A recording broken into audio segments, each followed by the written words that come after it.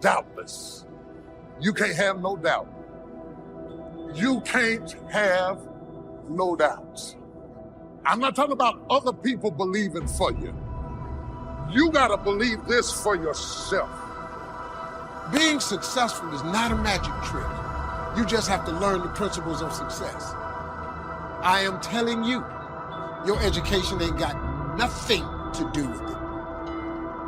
It's your dreams and visions. A man without a dream or vision shall perish. Now, when you gonna ask him for it, and are you gonna wait for it to happen? Or are you gonna lose faith? Well, I guess it wasn't the Lord's will. Who are you? How you know what God's will is?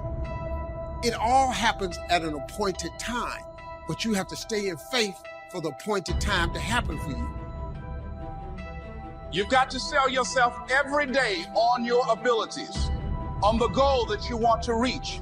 You can learn all the techniques in the world. If you don't believe in yourself, it won't happen for you. And as you convince you, as you sell yourself, every day you will begin to see a difference in the things that you're doing. Telling yourself every day, here I go again, and I got what it takes. This is my day, and nothing out here is going to stop me. It's possible to finish something before you start.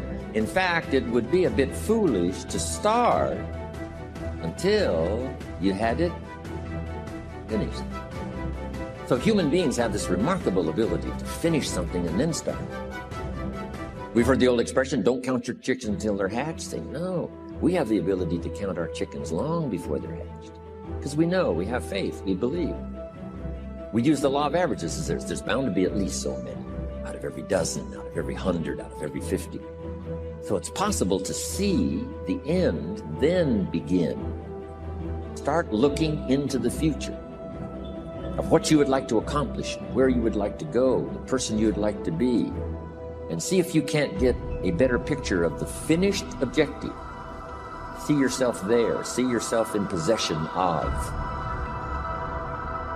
I was in business with Bob Cummings, the old movie star, for a while. He said, decide what you want and then act as if you already had it. And being an actor, he could give us a few tips on acting. Decide what you want and act as if it was already yours.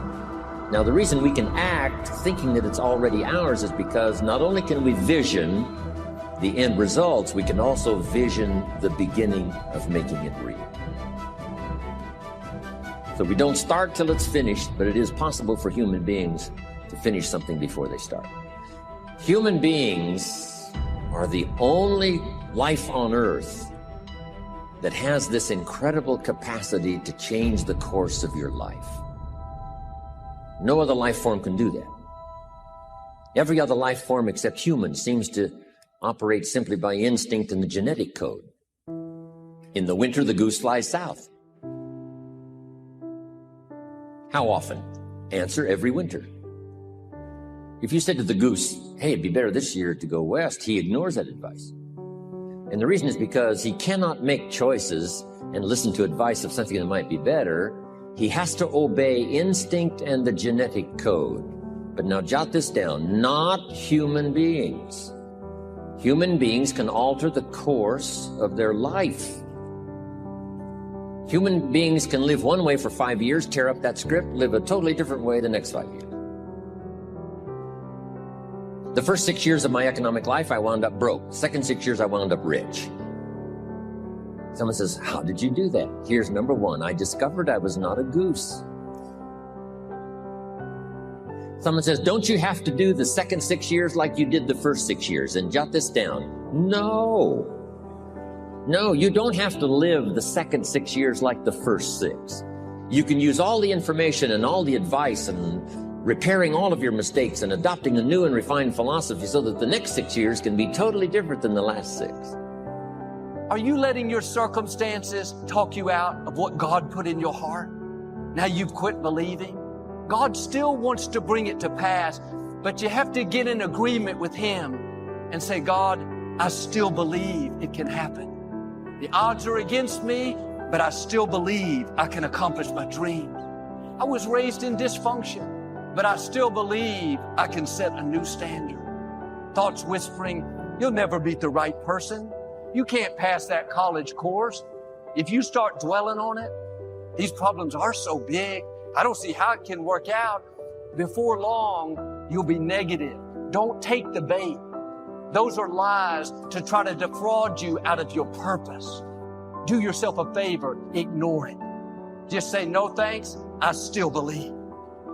Faith is the belief in things that you cannot see. You can never lose faith. When you don't see no way how, you have to buckle down and keep believing. God is always coming. No other life form can do this. See, if you were a tree, you'd be stuck.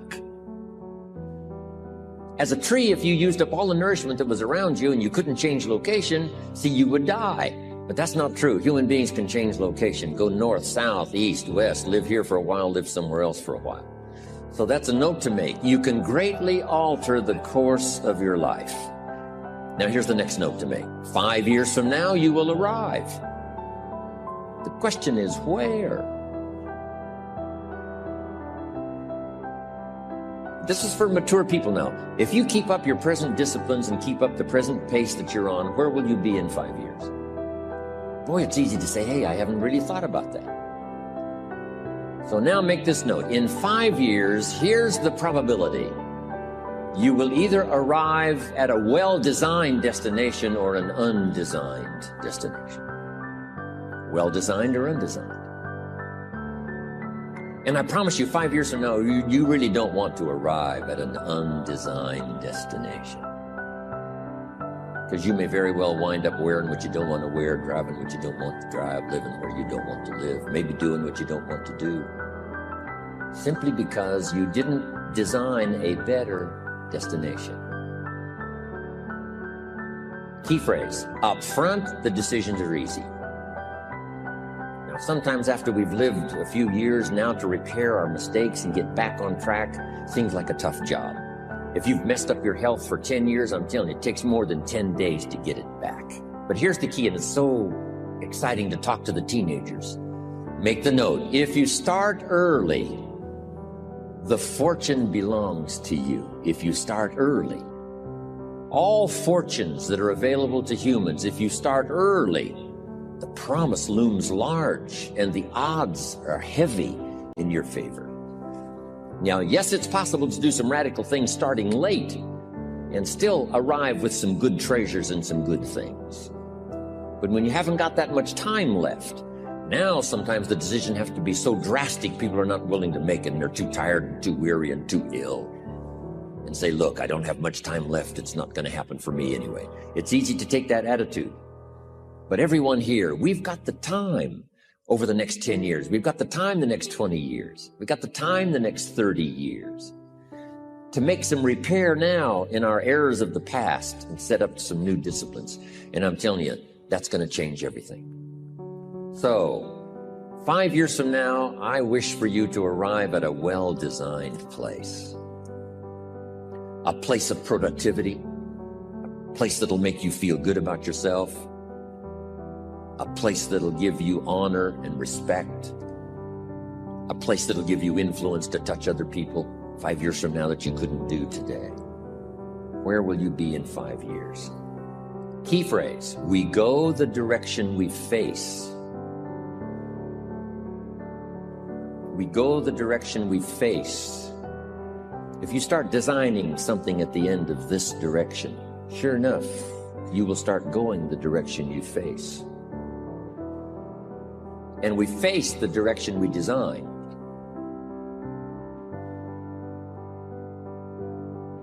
Don't get talked out of what you're believing for. You had every right to give up. The setback should have talked you out of it. You haven't seen any sign of things changing. All the facts say it's impossible. Your attitude is, that's okay. God can do the impossible. Don't get talked out of your dreams. The disappointment is not going to cause you to get discouraged. The people who don't believe in you is not going to dampen your faith. The environment you were raised in is not going to stop your destiny. Your time is coming. What God put in your heart is still on the way. Guess how quickly you can change your health? By starting to eat an apple a day. Mama said an apple a day keeps the doctor away. Let's say you've been ill long enough, and you've had health problems long enough, and you say, that's it.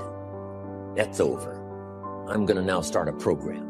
You don't have to really revolutionize your whole health life. Just start with an apple a day. You say, well, is it that simple to change your health life? And the answer is yes. The key is just to start. You know, you pick up a book on good health and you get halfway through the book and it says, now, dear reader, set this book aside, fall down on the floor and see how many push-ups you can do. And then it goes on to say, and if you have not done that, why not give this book away?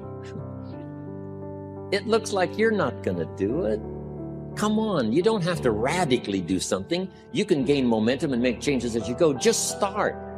Here's what happens when you start a new direction. Self-esteem starts to accelerate. It doesn't take much for you to feel good about yourself.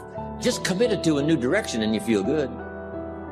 And an apple a day, committed to finally having a health program that'll make you the healthiest you've ever been in the next 20 years. All you got to do is munch on that first apple, and nobody even has to be around you, and you don't have to announce it to the world.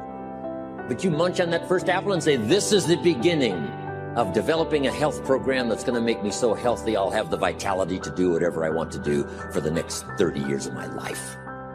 Munch, munch, happy, happy, self-esteem off the scale.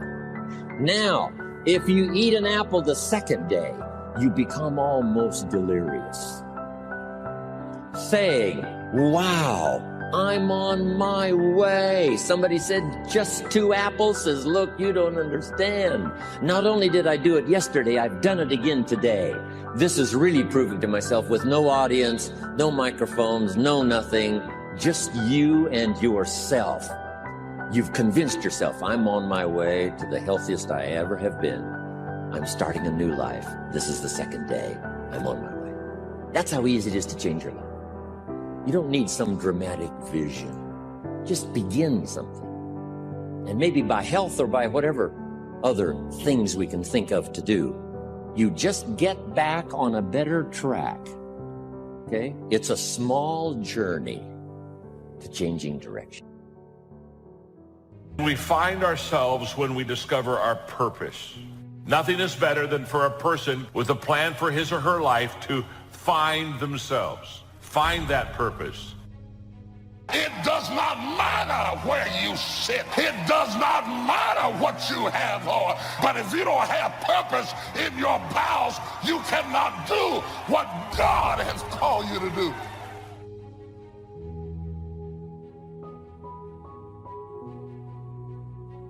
It's what makes you solid. It's what makes you secure. It's your mooring. It keeps you just exactly where you need to be so that you can accomplish what you want to accomplish. To discover your purpose, to find yourself. What a wonderful thing. That's what our subject is about today. And if you don't have that tough tenacity, God-anointed, purpose-driven life, you will give up and walk away.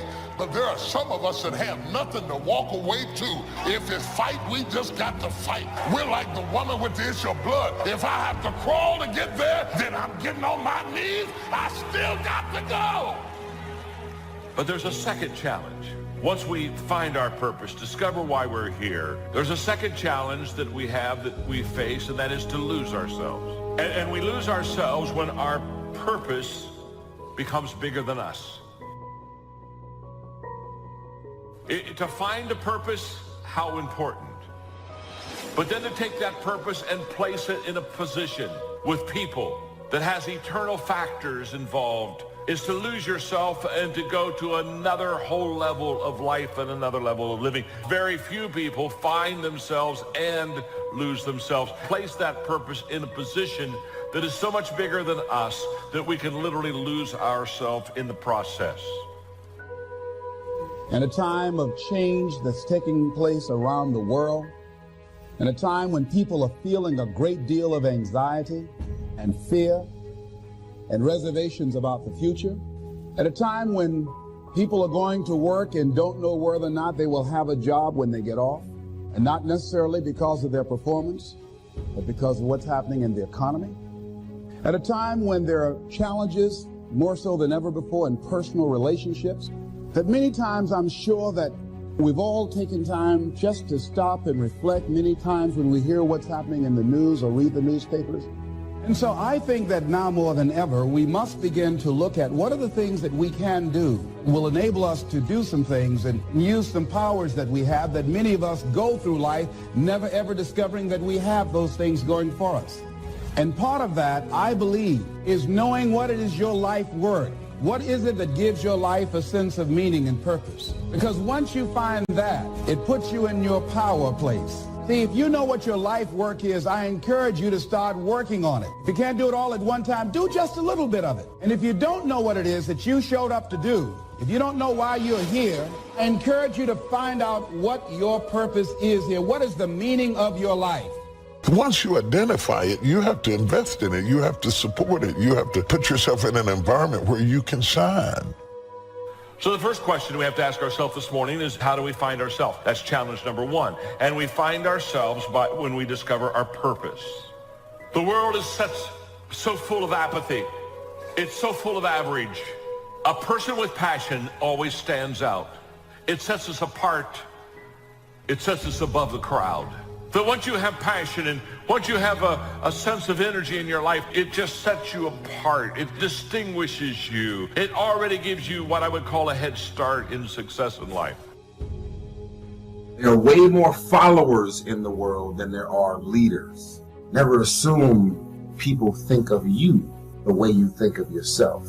What perceptions are you creating? If you're going to put these negative perceptions out there about yourself, at least be conscious of it.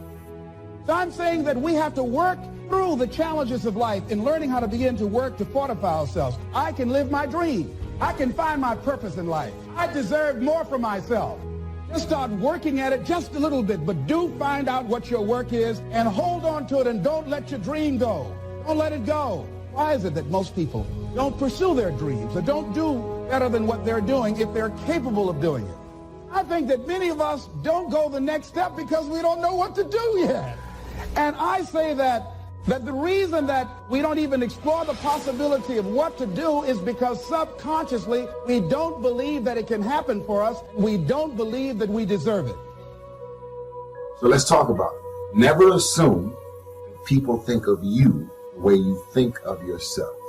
Once you decide to put these perceptions out there in the universe, if you're not content with the way most of the people think of you, now you're on a mission to change those perceptions. When you change those perceptions, people are going to either decide to roll with you or not. You have been blessed with so many gifts and talents, natural gifts, that if you unleash everything that you're capable of doing on the world at one time, it's going to be overwhelming. It's going to be too much.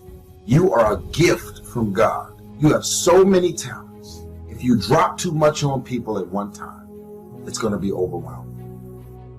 There are going to be plenty of times in your life when you're not happy. There might be years. And so it's a shallow boat in a very rough ocean. Happiness is something that descends upon you. Everyone knows that. It comes upon you suddenly. And then you should be grateful for it because there's plenty of suffering. And if you happen to be happy, wonderful. Enjoy it. Be grateful for it. And maybe try to meditate on the reasons that it manifested itself. Because it can come as a mystery, you know. You don't necessarily know when you're going to be happy. Something surprising happens and delights you.